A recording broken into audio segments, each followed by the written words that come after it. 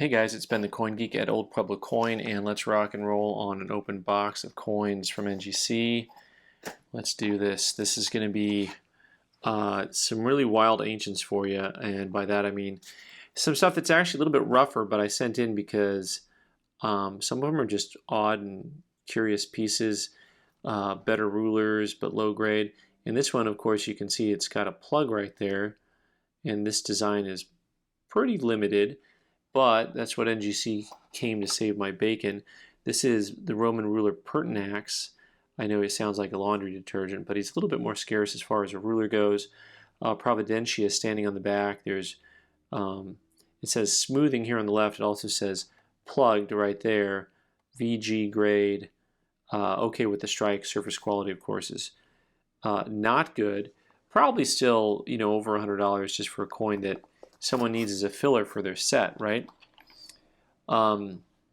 Speaking of fillers for your set, all right, check out this guy. So, really well-known ruler from 54 to 68 AD. Let's see if we can make out some lettering here. I thought I had it a second ago. The first letters, N to the E to the R to the O. Nero, that's right. This is Nero, a VG coin, so just kind of a low grade, well circulated. And on the back here you have Jupiter. You can just read it from there. Look at that, Jupiter. Right? How cool is that? All right, everyone help me out here. Jupiter was what, the god of war? Or is that Mars? I get the deities of the Romans mixed up sometimes. But Nero, I mean, he's probably still at least a couple $100 in that condition. Next up is a coin that is a little bit out of place because this coin is really a nice grade, and not to disparage these other coins, but look at this guy.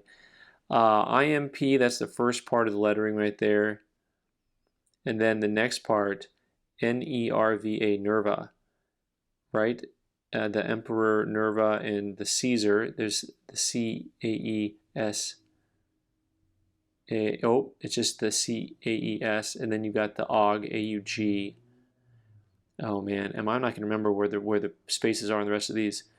Where are the spaces? PMT, RP2. The COS is one lettering. Anyway, enough of that. But just so you know, there's a lot of initials on there. It wasn't just the Brits that did that to mess with us, right? Really lovely coin, lovely kind of quality strike to it. Has a little bit of something going on in the field there. I think they call that a planchet flaw on the holder, if I remember here. Fortune, right? August, fortunate August. Look at that.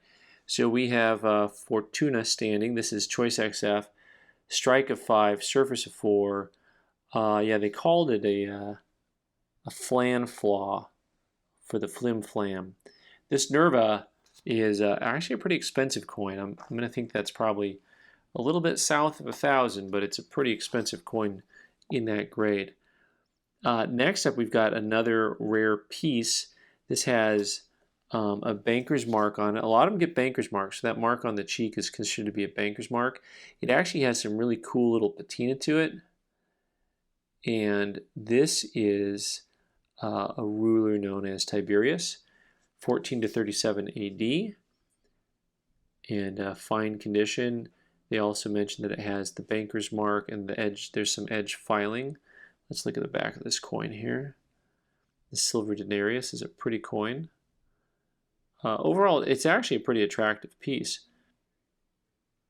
And this one's probably, just because it's Tiberius is a popular issue, that's probably a $300 to $400 coin just because it's Tiberius. You run into this a lot with these, where you have guys that they may have been really prolific, they may have made a lot of coins, but they're so popular that their coins are still expensive even though they're everywhere. This is a case in point here.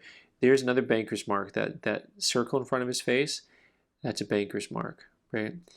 So this little guy is our good friend Augustus. 27 BC to 14 AD, super popular, of course, because of the crossover with the Christianity, where he was ruling at the time of Christ here when Christ was born. So choice fine, strike 4-5, surface 3-5 with the banker's mark. In the reverse, Gaius and Lucius as Caesars. So this is also really a popular design. Also probably, even though it's a low grade coin, you know, another $300 to $400 coin. It's got some of the symbols on here of the ruling class. The septums, is that what they call those things? You know, I get them all mixed up sometimes. I can only remember so many things at a time, guys. That's it. So also, yeah, they mentioned the banker's mark here. So, but a really cool piece, though. The banker's mark does not detract from that coin at all. All right, next up, we're moving on to 42 BC Cassius. So this is an interesting piece because it has some surface damage, but it's a high grade piece with surface damage. It's also kind of a scarce design in variety, and so kind of hard to put a price on it. It's an expensive coin to start. They're calling this AU details. They don't use the term details, but they just say AU, strike of 5, surface of 1. And so it's still kind of hard to determine the exact value on a coin like this. I'm thinking it's still probably $400 or $500 just because it's that popular of a design and somebody's going to really like the coin, I think. So pretty cool piece all around. All right, we got a few more to run through here. Okay, so Octavian, right? This is a really popular design as well. Probably a $500 or $600 coin, even in low grade. And you'll see the horses, the chariot, and then this really cool design on the back. That funky thing there. They used to truncate a boat. They would show the front part of a boat. So you'll see coins that have just that. And you're like, is that a shoe? I've been to Holland. What are we doing? That's actually the front part, the galley of a ship. And then look at the wreath in her hand, and the wing detail is actually really pretty cool. Lots of character to this coin, very fine. They mentioned the edge filings on this coin. And Italian mint, they mentioned victory on the prow. Really neat piece. Pretty expensive as far as that design goes. Once again, with ancients, lots of times it's the design. So let's go back to something that is just kind of a pretty piece that is not expensive.